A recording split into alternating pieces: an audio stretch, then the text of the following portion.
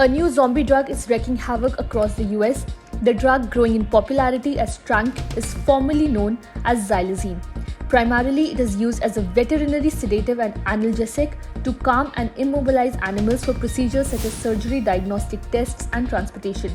However, it is now running rampant on the city streets and has been called a zombie drug, as those under its influence experience lethal symptoms from the drug, including rotting skin.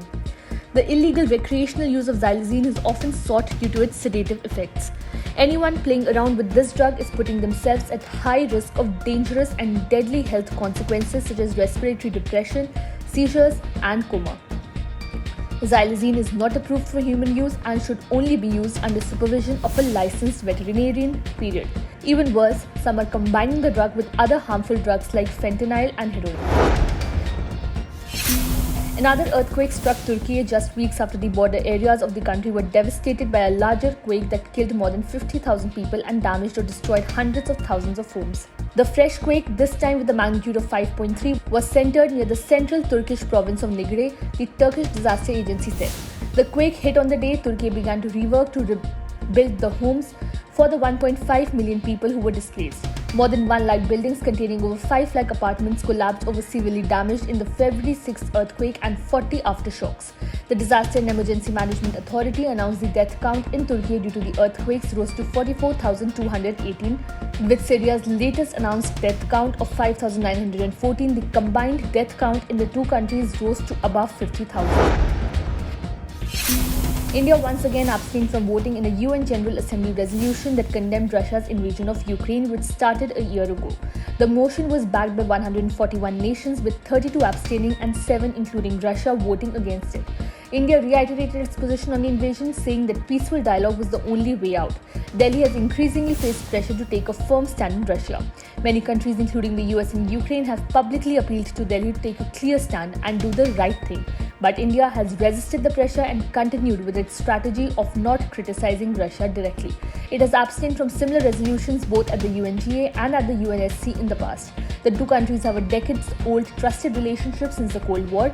Russia is also India's largest arms supplier, even though its share has dropped in the recent years, largely due to Delhi's decision to boost domestic defense manufacturing and a widening imports portfolio. More than 50 people were trapped when a 180-meter-high slope gave way at the open cast mine in the Inner Mongolia region's Alksa left Bana area at about 1 p.m. some days back. The death toll from the mine collapse has risen to 4, while scores are still missing. The rescue operations resumed the day after a massive landslide hindered the operations. More than 470 rescue workers have been working at the scene alongside 40 medical officers. Team leader Vaiziguo told CCTV from the scene. An additional 200-member team was also mobilized. I had just started work at 1:15 in the afternoon when I realized that rocks were falling from the mountain. A hospitalized miner was quoted as saying, "I saw that the situation was getting more and more serious and an evacuation was organized, but it was too late. The mountain just collapsed," he added. China's President Xi Jinping instructed the authorities to do everything possible to search for and rescue the missing people. Officials must use all their strength to rescue and treat the injured, protect the security of people's life and property, as well as overall social stability, Xi had said, according to the broadcaster. In a fresh raid on the city in the occupied West Bank, Israeli troops killed 11 Palestinians, including at least 4 gunmen and 4 civilians, and wounded more than 100 people. Israel then bombed the Gaza Strip after the Palestinian fighters launched several rockets from the besieged coastal enclave amid tensions over the Israeli raid.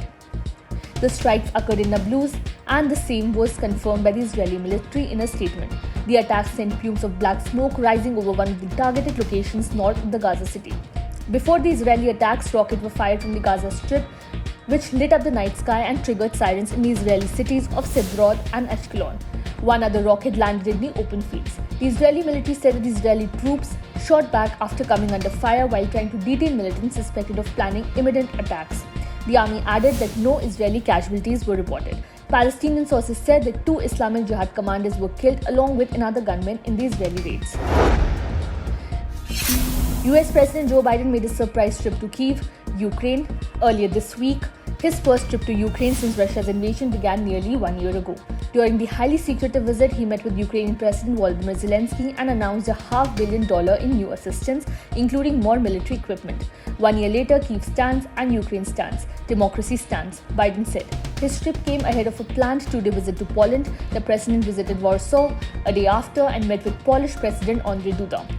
Biden met with the leaders of the 9 countries that make up NATO's eastern flank. He said that democracy and freedom are at stake in helping Ukraine defend itself against Russia. You are the frontliners of a collective defense, and you know better than anyone what's at stake in this conflict, not just for Ukraine but for the freedom of democracies throughout Europe and around the world, Biden said at the top of the meeting. China and Japan kicked off their first formal security talks in 4 years, with Chinese officials expressing concerns over Tokyo's military buildup and Japanese diplomats taking aim at Beijing's close ties with Russia and its suspected use of surveillance balloons. The talks aimed at easing tensions began in the Japanese capital.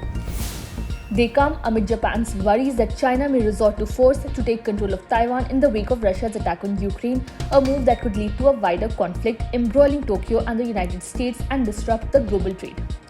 Japan in December said that it would double defense spending over the next 5 years to 2% of gross domestic product, a total of $320 billion, to deter China from resorting to military action. Tokyo also plans to acquire longer-range missiles that could strike mainland China and stock up on other munitions necessary to sustain a conflict alongside the large force from the US that Japan hosts.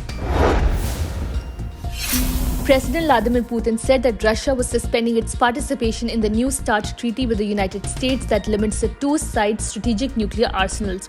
Putin stressed that Russia was not withdrawing from the treaty, but the suspension further imperils the last remaining pillars of arms control between the US and Russia, which between them hold nearly 90% of the world's nuclear warheads, enough to destroy the planet many times over.